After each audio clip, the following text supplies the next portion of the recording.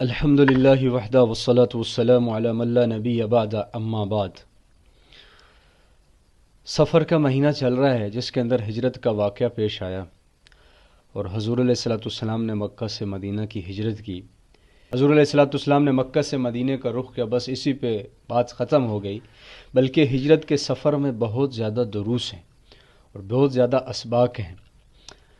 اللہ رب العزت کے نزدیک دین صرف اسلام ہے۔ اللہ قرآن میں فرما رہے ہیں ان الدین عند اللہ الاسلام، کہ اب قابل مذہب، قابل قبول کسی کا عمل ہے تو وہ صرف اسلام کی طرز پر ہے، اور اسلام کے بعد باقی سارے ادیان باطل ہو گئے، اور شریعت محمدیہ صلی اللہ علیہ وآلہ وسلم کے بعد ساری شریعتیں منسوخ ہو گئیں۔ قرآن کے بعد تمام صحائف اور تمام آسمانی کتابیں ختم ہو گئیں۔ اب حضور علیہ الصلوۃ والسلام کی اقتداء کرنی ہے تو ہی عمل قبول ہوگا، ورنہ نہیں ہوگا۔ اب مکہ مکرمہ کے اندر 40 سال کے اندر حضور علیہ الصلوۃ والسلام کو نبوت ملی، اور 53 سال کی عمر یعنی نبوت کے 13ویں سال 26 صفر المظفر غالباً 622 عیسوی کے اندر حضور علیہ الصلوۃ والسلام کو ہجرت کا حکم ہوا ہے۔ اس سے پہلے مشرکین مکہ نے صحابہ کرام پر طرح طرح کے ظلموں کے پہاڑ ڈھائے ہیں۔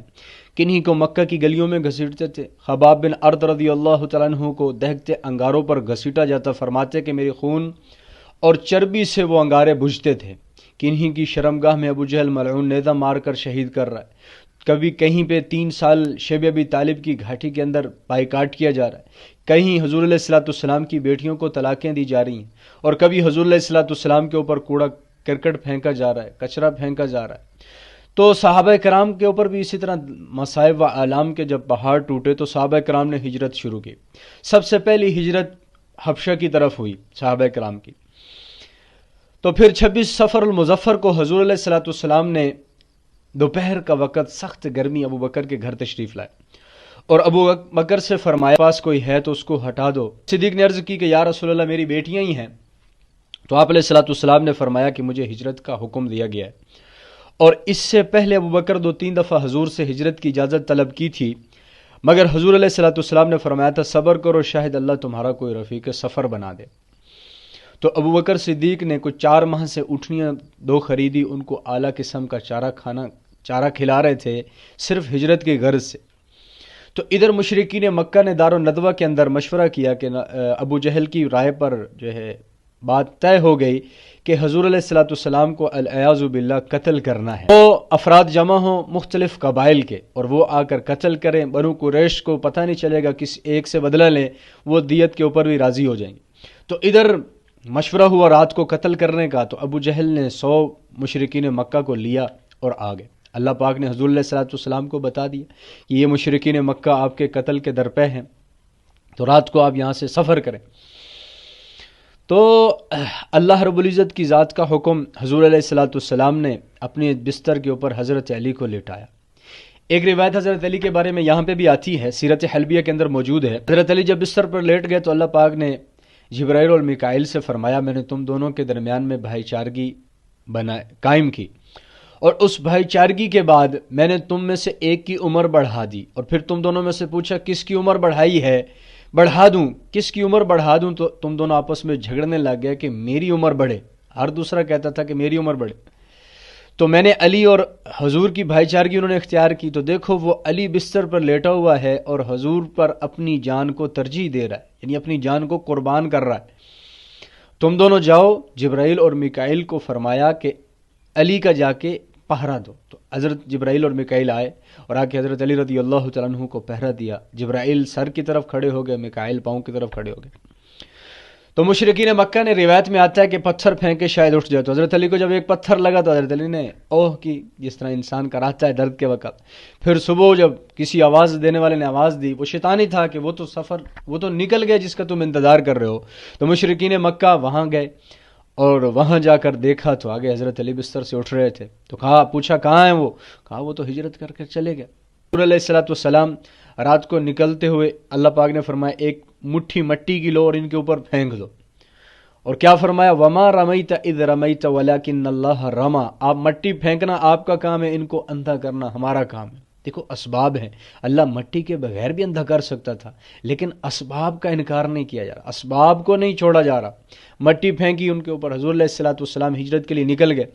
تو جب صبح مشرکین مکہ علی کے پاس آئے، علی کو رضی اللہ تعالیٰ عنہ سے پوچھا، فرمایا وہ تو چلے گئے۔ شیطان نے کہا کہ تمہارے سروں کے اوپر تو مٹی ہے، دیکھو تو جب انہوں نے سر جھاڑا تو ہر ایک کے سر سے مٹی جھڑ رہی تھی۔ تو حضور علیہ الصلوۃ والسلام وہاں سے نکلے ابو بکر کی رفاقت میں، غار ثور کے اندر آ کر ٹھہرے، قریبی ہے مکہ کے، تو وہاں آ کر ٹھہرے۔ جب وہاں آ کر ٹھہرے، مشرکین مکہ نے تلاش شروع کر دی۔ مشرکین مکہ جوش اور جذبہ حضور علیہ الصلوۃ والسلام کو مٹانے کا، تکالیف پہنچانے کا بڑھ چکا ہے۔ انہوں نے کھوجیوں کو لیا اور تلاش شروع کر دی، ڈھونڈتے غار ثور کے دروازے پر پہنچے، اور عبد الرحمن بن ابی بکر رضی اللہ تعالیٰ عنہ یہ مشرکین مکہ کی باتیں سن کر آ کر بتایا کرتے تھے حضور کو اور ابو بکر کو۔ عامر بن فہیرہ جو ابو بکر کا غلام تھا، وہ بکریاں چرا کر رات کو لے کر آتا اور اس سے دودھ دھوتا، اور ابو بکر اور حضور علیہ الصلوۃ والسلام دودھ نوش فرماتے تھے۔ اسما بنت ابی بکر رضی اللہ تعالیٰ عنہ کے ذمہ کھانا پہنچانا تھا، وہ کھانا لے کر آتی تھی۔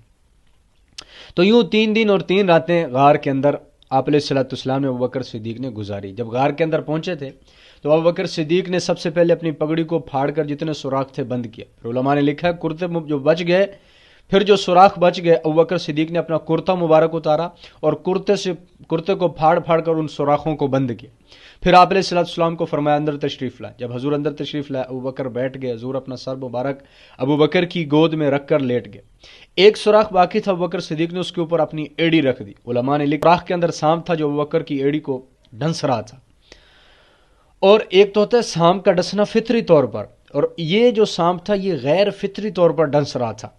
اور علماء نے یہاں تک لکھا ہے کہ وہ سانپ یہ کہہ رہا تھا کہ مجھے بھی حضور آخری نبی کے دیدار کا موقع دیا جائے۔ تو ابو بکر صدیق کی آنکھوں سے آنسو جب گرے تو حضور کے رخسار پر گرے۔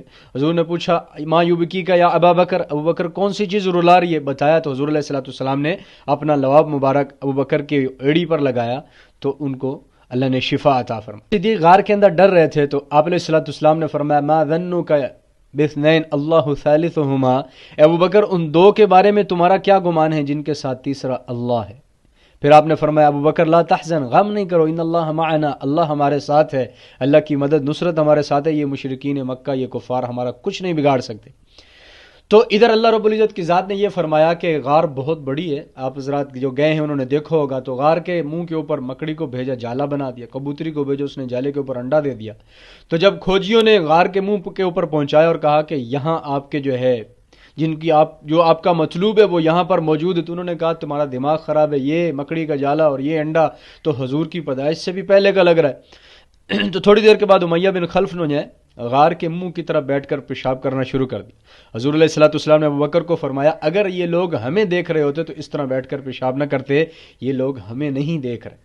تو 3 دن اور 3 رات وہاں غار کے اندر قیام، پھر اس کے بعد وہاں سے ہجرت آگے شروع کی مدینہ کی طرف۔ سفر ہجرت کے درمیان میں 2 ڈاکوؤں سے ملاقات ہوئی۔ آپ نے پوچھا کیا نام ہے تمہارا؟ انہوں نے کہا کہ مہانان، ہمارا نام مہانان ہے، یعنی گرے پڑے لوگ۔ آپ نے فرمایا نہیں بل انتما مکرمان، تم تو عزت والے ہو، دعوت دی، کلمہ پڑھ کر مسلمان ہو گئے۔ تو حضور علیہ الصلوۃ والسلام سفر کے اندر بھی دعوت کو نہیں چھوڑ، اور مدینے پہنچ کر سب سے پہلا عمل حضور کا کیا تھا؟ مسجد کا قیام تھا۔ مسجد کی بنیاد بنائی، ایک مرکز بنایا، مسلمانوں کی عبادت گاہ کو قائم کیا۔ تو اس لیے مسجد سے محبت کرنی چاہیے، مسجد کے اندر آ کر 5 ٹائم کی نماز اور اعمال کرنے چاہیے۔